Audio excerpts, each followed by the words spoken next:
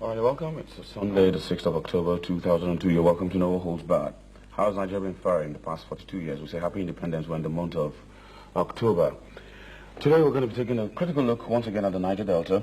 Things are springing up there. Issues are burning up in the Niger Delta. And my guest has been on this program before. And please bring him back again. Joseph Evah of the Ijao Monitoring Group. You're welcome to No Holds Barred. Thank you for the opportunity. Fine.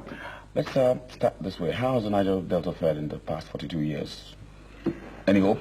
Well, do you see hope? Well, in the Niger Delta? Yes. There is no hope yet. There is no hope, and we are fighting to get that hope. And there is hope because we are prepared, especially our generation. We are prepared. We want to change our situation at all costs. Because if we don't change our situation, those who are oppressing us, their children will oppress our children. And we will not allow that. It was because our fathers folded their hand, that is why we are suffering today in this country. So we are prepared to change the situation for ourselves and for our children, yet unborn. Changing the situation for yourself. Now, come back to the same thing I always argue with you whenever we get to discuss this topic. Not violently. Well, not violent, but we believe in dialogue. And but if somebody wants to use force to challenge that dialogue, we have to confront violent with violent. And you think two wrongs make a right? Well, Nelson Mandela used violence when the white minority government was using violence against the majority blacks, and so they used violence to counter violence. At the end of the day, victory. They had victory, and today Mandela is the greatest human being on earth today. You are aware that if President Obasanjo see Mandela, he will bow 70 times 7, and you know he used violence to counter violence.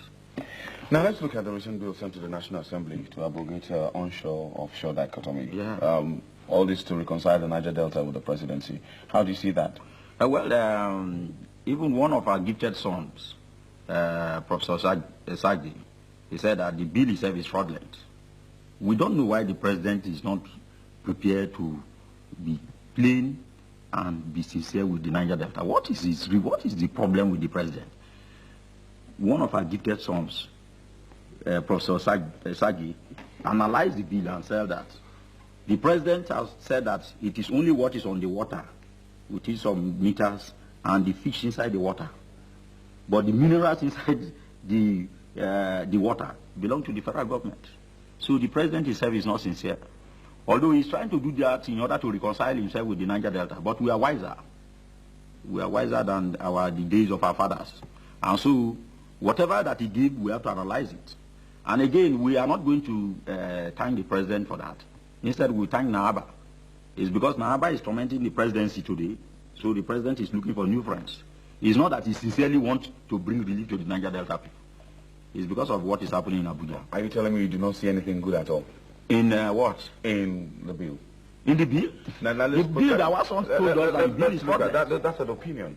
It's not opinion, no. I'm coming. When Professor Sagi said something, it's not opinion. Let me finish. Yeah. It's an opinion. Okay. Now, human beings, as we all have our divergent opinions. He asked us to go into the bill. We all went sit and look into the bill. We scattered the bill, opened the bill, turned the bill, turned it upside down again, and we saw that the bill, saw the nakedness. We saw the nakedness of the bill. It's worse than even the Supreme Court judgment. Yeah. All right. Still come back to the issues of the Niger Delta. Yeah. Your women seem to have also picked up the gauntlet in the struggle. How are you people backing up your women? Well, we thank our women. God Almighty bless their generation and bless their womb. And you are aware that they decided to come out. In the first place, for example, now Nigeria is 42 years, and within this period, these women are coming out. And you know that because of the situation in the Niger Delta, God placed a curse on this country. You can see that Nigeria is big for nothing. God curses on this country. I don't think. So, let's look at this. I don't think it would be proper for you to say in a whole country of. Well, you can see we are deceiving ourselves. That is the problem. Over what? I'm coming. Yes. In a situation where you have a country of about let's say approximately 120 million people. Yes. Just because of one side. Yes. You say that God punishes the entire. Yes, God give wealth to these people so that the wealth can go around. Mr. Evah. But some people now hijack the wealth and deny these people and use gas flaring and oil pollution to torment their life so that they cannot reach their old age. If Jehovah God is God of justice, he cannot close his eyes for such type of things. If God is almighty, that the Muslim worship, that the Christian worship is God of justice, he can never give peace to that country. He can never give rest of mind to that country. That's why you see our youth are roaming about. You see our girls. Tomorrow you see on network news, people will say, fighting against women trafficking, this and that. Was that what Ghana did in those days? And turn all the prostitutes in Ghana, the Ghanaians that were roaming in Nigeria, back to Ghana. They changed the situation. You see our today. It is only in Nigeria. I mean, it is only in Nigeria throughout the whole world where you have oil, the citizens are roaming about. Going to Germany, going to all over, even going to Ghana to even watch dead bodies. What happens, it is only Nigeria. What happens, Joseph? Where our professors are roaming about all over the world. Let me ask you a question. What happens for relief? What happens if the oil in the Niger Delta dries up tomorrow? Well, that is the plan of those who are looting. They felt that the moment the oil dries up, they will break the country and go away. Do you believe the oil will dry up? Well, everything that has a beginning has an end. And so one day the oil will dry up. And so what becomes the fate of Niger Delta? And then we become refugees and we become useless. And then those who are looting our wealth, their children will be laughing at our children. And that's what we are checking. This generation want to check. We will not allow it. As long as this wealth is there, we will change our situation. If we cannot change our situation, that was why I stopped the dredging of River Niger. That we don't believe in the unity of this country because they are using our wealth to prosper themselves and want to use our waterway to bring marine development to Abuja and other areas. So I stopped the dredging right from Abacha era. Even when we went to court through my lawyer Femi Falana, Abacha government decided to mobilize military, we confronted them. Because Jehovah God Almighty is God. We cannot allow that, especially our generation. This oil will go one day. And when this oil go, those who are looting our wealth will now cause our children and abuse our children. And they should look at them, useless people. Then earthquake will be disturbing us because there is no environmental impact assessment. Segun, I want you to know that there is no environmental impact assessment by these oil companies in our area. It's the worst thing that can happen to any human being. Now let's look at the oil companies here in the Niger Delta in the past 42 years. The first oil well found was in Olebri. You go to Olebri, you wait for Olebri people. What has been the situation time over time in terms of mobilizing the youth to go into meaningful dialogue? Now you're of the Ijaw Monitoring Group. Yeah. In your capacity and with your position, what have you done without being violent? Yes. In terms of coming to terms, meaningful and genuine dialogue. Yeah. And say, now, most of you oil companies, you come here, you desecrate this place, you make a mess of it, okay, and you don't plow back into it. Yeah. So that we'll have benefit. How is the best way, without going the violent way, to have discussion and come out well? Everybody comes home and dry. Okay. Even let me just give you the recent, this very NDDC, the so-called NDDC. Without you necessarily. Yeah.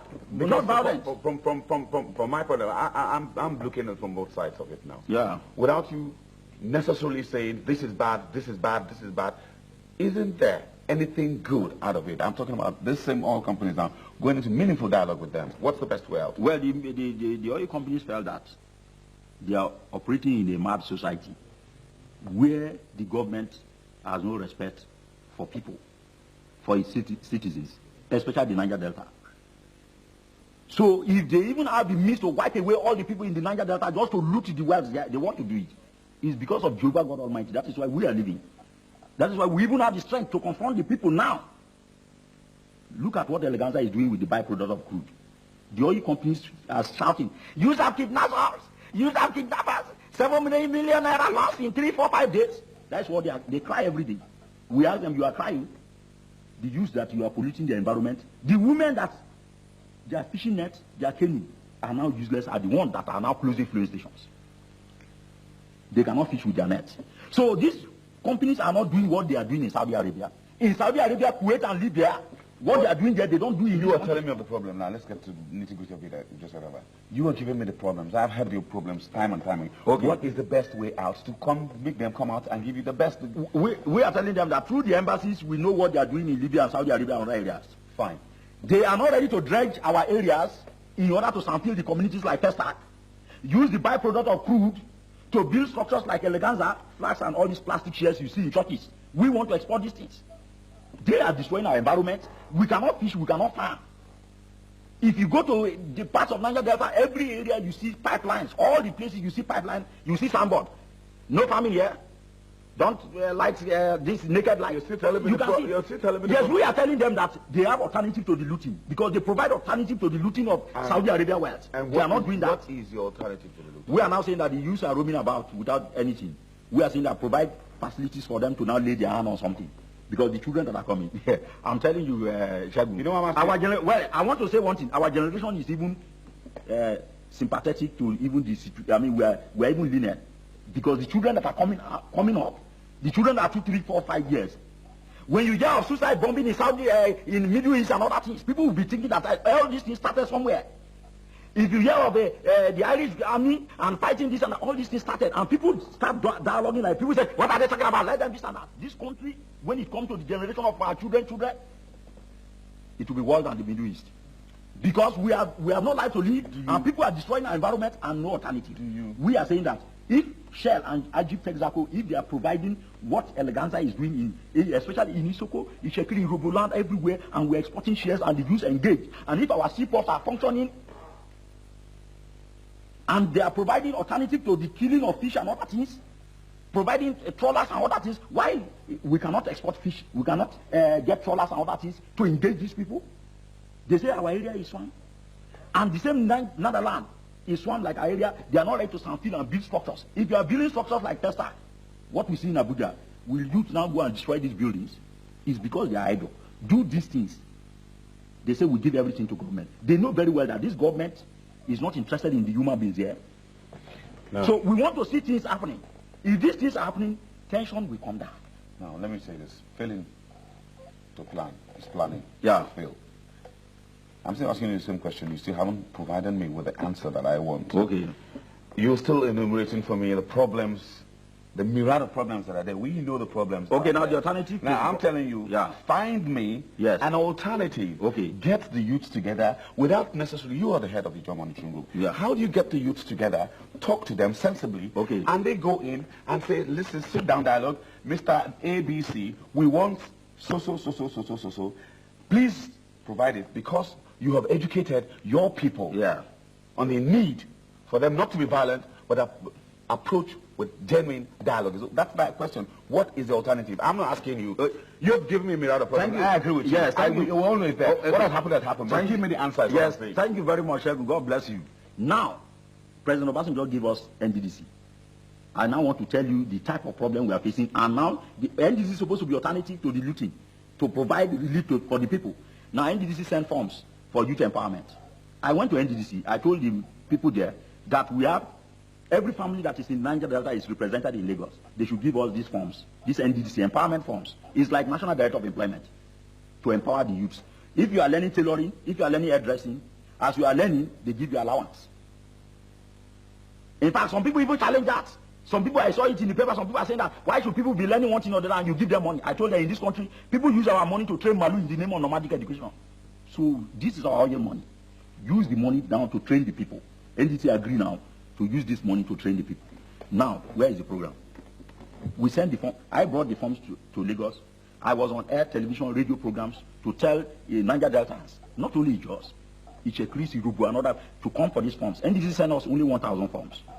We fill these forms, send these forms back to Port Harcourt. Up to now, NDC is talking about budget implementation. Budget has not this. Abuja is saying this and that. The minister is this and that. So the minister, and they went and Central Bank, and the now said this and this. This is the problem.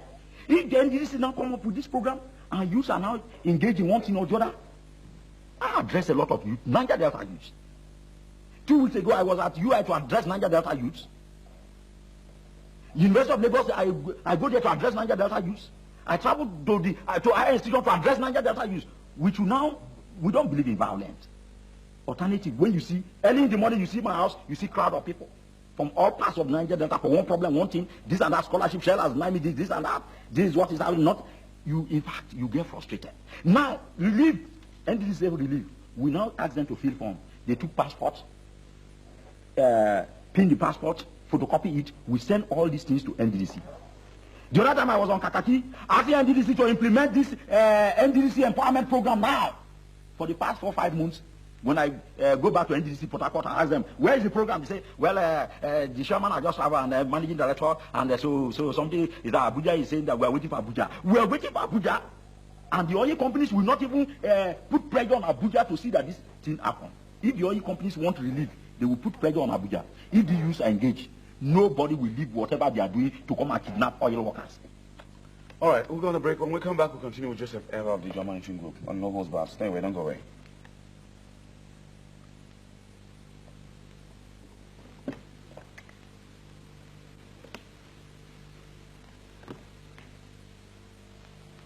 Two sides to a coin. There are two sides to a story. Welcome back. My guest today, we're looking at Niger 42 issues of the Niger Delta. My guest, Joseph Evah, Ijor Monitoring Group. Right, let's go. Last week, the president traveled down to Port Harcourt and launched the gas turbine project. Is that not one of the ways of seeing that the Niger Delta works? Well, the gas turbine, we want to see the gas turbine giving light to people before we know whether the gas turbine works.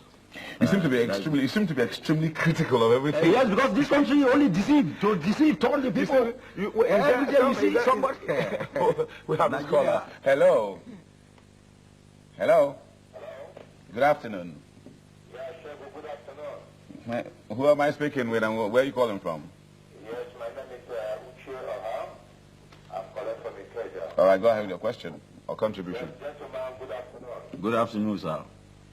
Yes, I like the struggle you are into. I can feel the same way you are telling. You know, we are far away from the eastern part of Nigeria. I'm sure most of the time we talk of marginalization and neglect in the part of government. Those that have river has no water to drink. That is what is all, what it's all about. You see, this NDDC something, I see it also the same way you see it, as a fraud, that nothing good will come out of it. Government is all the same story every time. So I'm sure the same, one thing I want you to do is to at least continue with your struggle. I'm sure one day God will take us there. They have to listen to the voice of reasoning. Thank you very much. Thank you. He made a mention of NDDC being a fraud. The question I'm asking most Nigerians, when government sometimes comes out with some genuine intentions to providing facilities, social amenities, how come Nigerians never believe in the various projects of government? Why is it always like that? Well, because you see previous things before, that is why you are behaving like that. You see things, nobody... Not even when they've had a change of heart? Yeah, well, the change of heart, actions speak louder than a voice. Let us see the change of heart. The change of heart, let's see it now. There is no change of heart. So, we're going back to the gas turbine. What do you think of it? Well, the gas turbine said until they light, we want to see light. When we see light, they will clap hand. Now, those who are clapping hand dancing, they are dancing before spirits. And it's unfortunate, because nothing is done in order to relieve the pains of the people. If the president is coming, for example now, I commend the president for staying at home now for some time. I think I have to applaud the president for staying at home for some time. Although it's because Mahaba is tormenting the presidency. But it's good. We want to see the president and explain our problems. Not tomorrow we will see the president in Barbados Island, Canada, and this and that, Jericho. Now the president is here. We can now explain things. He will now know the feeling of the people. Let's take this caller. Hello. Hello. Good afternoon. Good afternoon. Miss, can you kindly bring down the volume of your television set? Okay. My name is Evah from Lagos. All right. My brother Joseph, thank you for the good work you are doing for the entire youth in Nigeria. Anybody who see the gospel you are preaching for freedom of the oppressed people in this country as ethnic based must have his head re-examined. And Segun, I want to say you should stop harassing Joseph with these questions that are more institutional based. Joseph, that's my job. That's what I'm supposed to do here. On the issue of the so-called turbine, don't forget that the gas turbine was designed by Umpadek, and the Odile administration inherited it. And we didn't see the light come on that day. The governments of this country are used to diversionary tactics, launching projects that have no heart. They've commissioned Nigeria Steel more than 10 times, and no steel has come out. So don't worry, Joseph, with the commissioning of gas turbines. People didn't only use the opportunity to insult Chibudon Muche and his other people. You can see that it was just a charade. There's no light. Ask NEPA. There was no NEPA MD there. If you generate light, you have to interconnect with NEPA. There's no light coming there. It was all about the showmanship.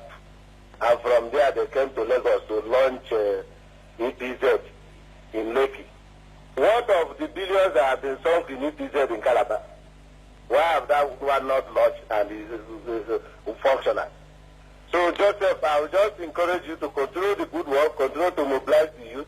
If it doesn't use the result today, it may use the result tomorrow. But all I'm saying is that the government should stop siding the oil companies in dehumanizing its citizens in Niger Delta. The white men are living in air-conditioned houses and cruising around in cars, and they can't build schools, and they can't build hospitals. And you are flaring gas. It's only in Nigeria that people are still flaring gas with all the attendant dehumanizing effects. Segun, you should direct these questions you are asking Joseph to the government. Why are they still flaring gas? Why are they shifting goalposts on stopping gas flaring in Nigeria? Why are they not developing the good infrastructure in Niger Delta with all the money that we are getting? And we are building 100 billion stadium in Abuja. And we don't have a functional stadium in Bayelsa, in Delta, and in, Akwa Ibom. There is no stadium in Akwa Ibom State. You don't have it in Bayelsa. You don't have it in Delta. And this is the area you are getting the resources. Thank you. You should direct the questions to the government. Thank you very much. Just continue the good work. God bless you. Bless you too. So, he used the word neglect. Continue to work and not neglect. Now, I'd like to pick on the word neglect. Okay. Mr. Joseph Evah, tomorrow you get up with all your struggles and everything, and the government hackens to your voice and say, now, Mr. Evah, you become the minister, or you take charge of a certain commission and see to it that Niger Delta works. What would you do? I will give condition like Gani give condition to the presidency when they ask him to be the prosecutor in the case of Delegiwa. I'll give government conditions. And they meet your conditions? When they meet my conditions, society situation will change. Like, for example, I went to the NDC to you won't become the big man in the siren tomorrow. We have a lot and the youth's gone. If I do that, definitely the youth will deal with me, especially in our society now. Like one of our sons, General Larry Koyan, he was a vice marshal. He was deputy chairman. So there was no road to his village.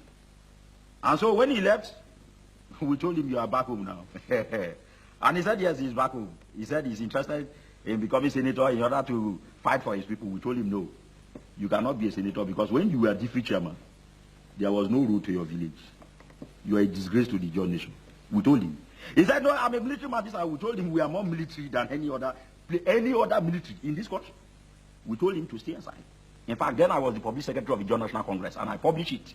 I said, instead of Larry Koya to become a senator, if there is no person to become a senator, we will beg fowl and frog to represent the John nation. Let's take this call. Hello. In the Senate. Hello. Hello. Good afternoon. Good afternoon. What's the name? Yeah, I'm Tony. I'm calling from Lagos. All right. Afternoon to your guest there. Yeah. You see, the problem we've been having in Niger Delta is hindered on the fact that the federal government does not want the situation in Niger Delta to be resolved. NDDC, as a matter of fact, if the conceptualization of that body is something to go by, one should think that they should not be denied of funds. But NDDC, as it is today, is denied of funds. Even the funds that are being appropriated to NDDC, the federal government, through the head of state, makes sure that he institutionalizes people who are going to control whatever thing that is being sent there to the extent that the thing is not going to be useful to the people. For instance, there are jobs from the reports we're getting, which NDDC are giving out, and they have picked the people they give these jobs to. You give them money, rather than actually affecting the life of the people, the money ends up into political office holders and stuff like that. You know, it's channeled towards political emancipation and rather than solving the problem of the people. If the funds, for instance, for the Abuja Stadium is being utilized in Niger Delta, I think there are a lot of things would have been changed. Segun, do you know the fact that this stadium, where it was sited, they had to condemn a road that a budget of 10 billion naira is being awarded to reconstruct a road, that is the road from the airport. They are now diverting it with that. 10 billion naira to Niger Delta would have equally done a lot of things.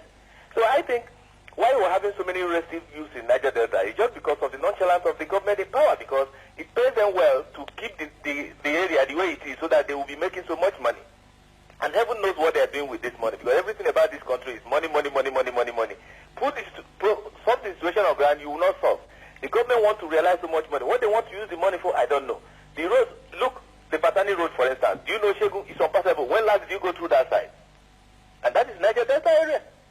Apparently, we have a minister of works who actually would have been touched with what is happening in that area. He's not much concerned.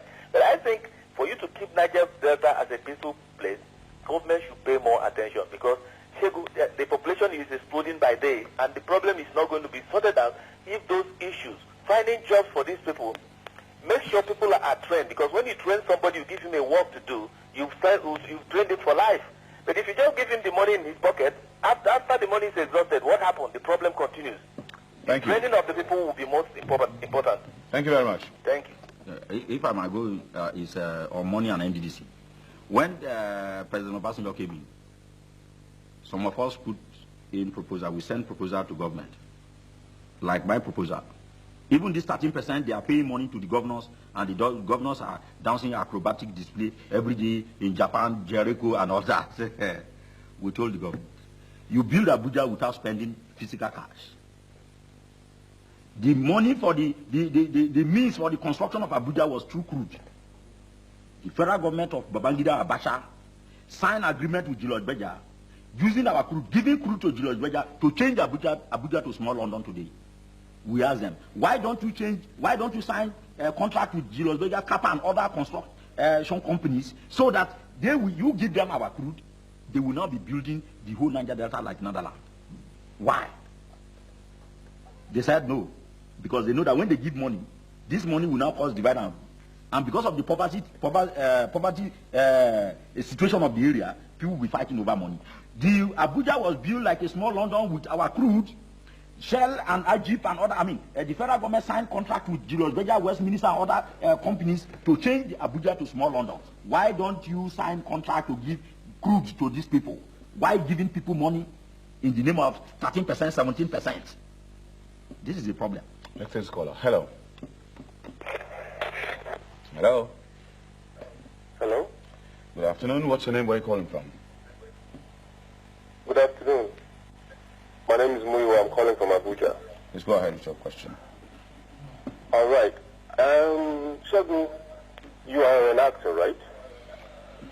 And you're now a talk show host. Now imagine if you had your tongue ripped out. I think that would be the end of your career. Come again. These people. Come again. Sorry. Come again. If you had your tongue ripped out, Yeah. that would be the end of your career. All your talents, all what you've got, and all that will be wasted. Now look at these people. Their livelihood is based on fishing.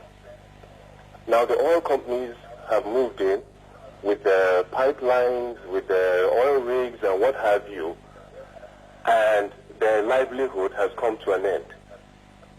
Now, they can't fish anymore. They can't cater for their families, and they're left alone. No alternative has been provided. Go to other countries where oil companies operate. The level of hygiene there is wonderful. Only in Nigeria here, you have these people, their livelihoods taken away, their leaders either hanged or shot, their women, treated anyhow. I think actually the federal government should take a look at this thing properly. That is where we're asking the question, why is it so, Muiwa? Why is it so? Why is it like the Nigerian factor? Why does it have to be like that? Yeah, wickedness. I believe, honestly, I think it's a thing of greed. Now these oil companies give out money to people in power, And even, and Joseph, you listen, some of your leaders collect money from these oil companies. Yes, my brother and don't do anything. Yeah. Instead of them to spread the money around or use the money to do things for the people, they keep the money in their pockets and tell these young men to run wild. You see, so something has to be done about these greedy people, these leaders that refuse to be compassionate about the welfare of their people. And I'm not leaving anybody out, right from the top of government down to the leaders of the communities. It's greed that's killing everybody. It's greed. Thank you so much, Muiwa. Thank you. I was going to come to that question. Yeah. Look at your leadership. Yes. You've had eminent people who have come and gone. You still have right now. Yes. You even have people who are much younger, who are in the neighborhood of 40 and 45, who could take the gauntlet up and say, let's try and bridge this generational gap, because when you look at power, it's been revolving around a certain set of people since independence, since Nigeria became independent. Yeah. Now look at your people, leadership. Yes. It's been infiltrated. Exactly. What are people doing about it? Yes, like I give you example of Larry Koya, Air Vice Marshal, one of the best brains, even in Nigeria. He's from our area, he's a Mijoma. We dealt with him. We use him as an example for other people who have no feeling for their environment. So now we are trying to even carry out a campaign, especially our people in position. Even if the oil companies ask you to come and collect 300, 400 million, collect the money from them and use the money to fight them. And that is what we are doing now. And that is what we are mobilizing our people. And anybody that is, if oil company want to give you money, collect the money. The money is your money, it's your oil money. Collect the money, mobilize the people to attack them. And that is what we are doing. We will be attacking them. They should hang, they should lock up people in prison, this and that. The battle is on. Because the children that are in the womb, in the Jordan, are prepared for this struggle. They will not have breathing space. So anybody that collect government money, anybody that collect oil company money, use the money. We use the money to fight the oil companies. We don't use the money to attack them, bring them down. We use government money to stop the dredging of River Niger. We said we will not allow the River Niger to be dredged from Wari, Bekbo, down to Elemebri. They can, after Elemebri, they can dredge to the moon.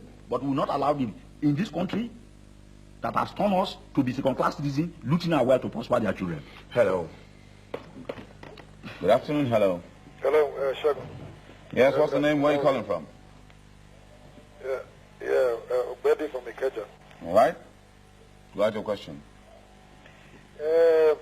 Segun, I just need to make a very brief, just a brief comment.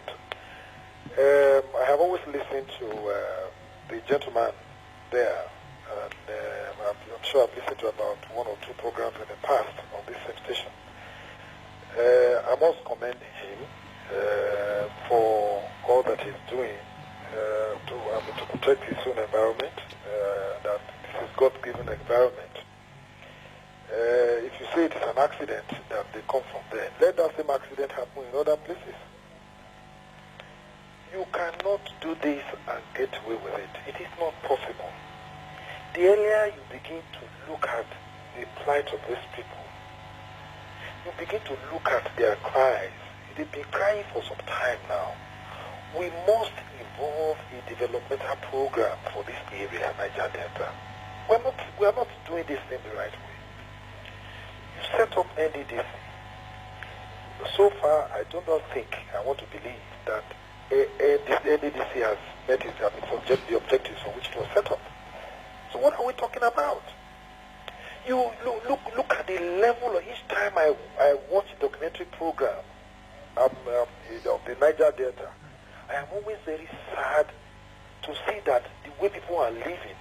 And you have small directors in Abuja who have been put in positions of authority, and they're making all the money. And these people, this is from the resources generated from the area where this gentleman comes from. And you say these people cannot talk. You say they cannot fight. And you talk about expatriates, that have invaded their area being kidnapped. When would they be kidnapped? The earlier the government has to sit down and have a program of positive development that is visible, not on paper, something that people can see. Look at what he talked about, a program in which they were asked to sign forms to empower their people. You go to NDCC, they say, oh, the director is knowing. Is that their business? The director has traveled to Abuja. What have this got to do with that? If the system is functioning. I think I encourage this man and his people to fight for their rights. It is their rights. The earlier we begin, you see, it hurts. Somebody comes to your house. He takes your television, or he takes something that you write, I mean, you're rightfully, that you call your own. He takes it away. He says because of the instrumental that has this power of acquisition, or power of determining what your life should be, and he takes it away, and you are looking at it. It's very, very sad. I am telling you, unless we are just sitting down, I mean, to have a cosmetic approach to solving this problem, this matter is not going to end.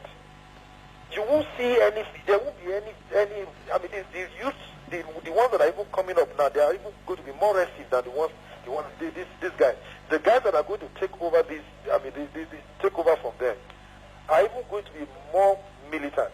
So I will suggest, when I'm talking to this man, that whatever you can also do through education, begin to sensitize your people on their rights. But in all this, I suggest that you should not be violent. This is my contribution. Thank you very much. Thank you very much. Well, violent. We are not violent. We are not violent. But we are forced, yes. You're not violent, but you talk violently. But because of the gas flaring, Shell used gas flaring to torment my brain. You everywhere gas flaring, polluted. Inside me, gas polluted oil and other things. So if my gas flaring, and they not test our children. Evah, you live in we Lagos. Send our children to Evah, you live in Lagos. I live in Lagos, and it is because we are living in Lagos. Anybody that live in Lagos has seen the whole world. We live in Lagos, give feedback to our people, mobilize it.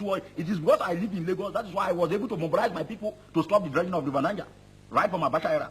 I went to court, Femi Falana is my lawyer. I stopped the dredging. This country will not forget. Now this oil company say, scholarship for our people. We see other people's scholarship. They say they want to test our children. That alone. When we kidnap 3, 4 of them, flog them, they say we are militants. You want to test our brain? My brother is reading geography in University of Lagos. You say to get share scholarship, we have to test him whether it's normal or this or that. When you are polluted, he said, with gas flaring, what moral right do you have to not test his brain? Well, let's look. That is the situation. What is wrong with NDCC? Well, the NDC, we are saying that the manipulation is coming from Abuja. The people that are there now, they are ready to work, but the manipulation. Today now, the problem the NDC is now facing is because of this impeachment problem, there is nothing. Everybody is now fighting impeachment in Abuja.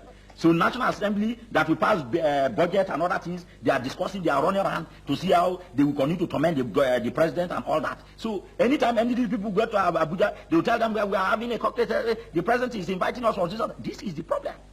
If the will is there, if the political will is there, the way they change Abuja, the Niger Delta can be changed. Hello. Good afternoon. Hello? Yeah, good afternoon. What's your name? Where are you calling from? Yes, Tony, calling from Lagos. All right. Go ahead, the question. Segun, this is your guest. He has always been a hot guy. Please, my brother, there's one thing I really want you to understand and to know, so long as this country is concerned. They don't have value. All our leaders, they don't have value for human beings. They only have value for material things. It is we, human beings, who passes through that road. We are complaining since 1970. That road has been bad. Nobody is talking of it. But tomorrow, hear that there is oil spillage somewhere. They will rush to go and do it. They are not even interested how many people who die on that road daily. But their interest is that money. That money is wrong. So these are the things you even have to preach to all those people who say they are from that side of the Niger, who think that this government is even doing it. They themselves, nobody values them. They don't even have value. This government, the people who are really, really there, what they are interested in is the material. So these are, by the time they start having values for human beings, then things will start setting in. Thank you. Thank you. Talking about value. You value your people a lot. And of course, the generations of yet unborn. What legacy would you like to leave as Joseph Evah? Well, as far as this country is concerned, in 10, 20 or 100 years to come, people know that we came, we saw, and we conquered. We want to deal with, especially my generation, there is no way. Because other people work hard to even transfer our wealth to their area. Our fathers holded their hand. So I want to be remembered that during my own time, we didn't fold our hands. And so there will change. We must force the change. As far as this country is concerned, we cannot close our eyes and see this wickedness so that tomorrow the people who are destroying us, their children will laugh at our children. We can never allow that as far as Jehovah God Almighty is God, unless there is no God. But as long as God Almighty is God, we must create the change in our own time. And why we are agitating is because Jehovah God Almighty is interested in this agitation.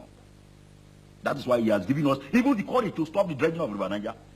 Something that contract has been given. You seem to be very pained about this river. Yes, because it's an insult. We have no road, we have no railway. If I want to go to my town, now I have to drive my car to another person's community and swim to my village. Then somebody now said they want to carry that my water to Abuja so that a ship can go to Abuja and they will say there is ship in this. We cannot allow that. Hello, good afternoon. There is no way. Hello, good afternoon. Hello, good afternoon. What's the name? Where are you calling from? My name is Ben. Abuja. All right, please, can you nicely bring down the volume of your television set? Okay, thank you.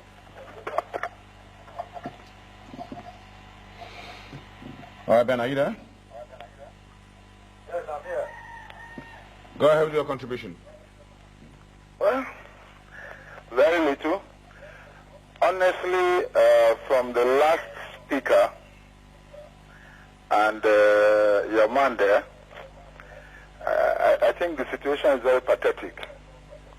Yes, and I really think what he's doing is right. You see, in this part of the world, people don't want to die for anything. Yes, and these people, they capitalize on our fear. You see. So I also want to use this medium to reach the head of state. Yes, because most of the ministers he has, most of the functional government officers, they are not real. Yes. You see, I cannot imagine a minister of works cannot travel on road from Abuja to Lagos. He would never know what is there. He's only going to tell the president we are working. All these problems are not the president's fault. He cannot be here and there and everywhere. Yes. So a lot of people are giving him fake reports. I give you a typical case. The Anambra State governor had the infantry to invite, I think, the Minister of Information or whatever. When in his state, for 9 months, the children didn't go to school. Can you imagine that? And so I think what we are saying precisely is this: that man is on a course, and his course is right. Thank you very much. Yes. Thank you so much. Yes, that is it. Thank you. I'd like to ask you last question. Are you scared? Do you have Scared? No, the Niger Delta man. Shell and Abacha government conspired to kill Izigboro in order to bring fear to the Niger Delta. Since then, God Almighty gave the just the spirit that conquer fear. So we took up with the Kayama Declaration that shook the foundation of this country when Abdulsalam Abubakar declared state of emergency in Niger land. And we were able to confront them. And so we cannot fear. We have conquered fear as far as our generation is concerned. Thank you very much, Joseph Evah, a job monitoring group coordinator. Thank you for finding time to come on No Holds Barred. It's been explosive talking to you and interesting. It's always explosive when we're talking to you. Thank you for the And wish you all the best of luck in your future endeavors. Well, thank you. All right, come to the Niger Delta and see things for yourself. Because yes, it's better you come so that you see things for yourself. We are even talking with the governors. We said, okay, now take No Holds Barred now. Let them go and see, carry out the documentary. The governors, they are afraid. They said that if they do that, Abuja will sack them. That is the problem we are facing. I have talked to all the governors. I meet them. I said that carry television cameras, let us do documentary. Even the Jesse fire, where Abdulsalam went to Jesse and called the people criminals. Look, this country. Yet they are saying, yeah, something must be done. Okay, this and that. They run away. They are afraid of Abuja. So that is the problem. We'd like to thank you anyway one more time for finding time to come on the program, and we wish you all the best of luck in your future endeavor. Thank you. All right, that's the program for today. See you next week. God have yourself a wonderful week ahead of you. Bye-bye.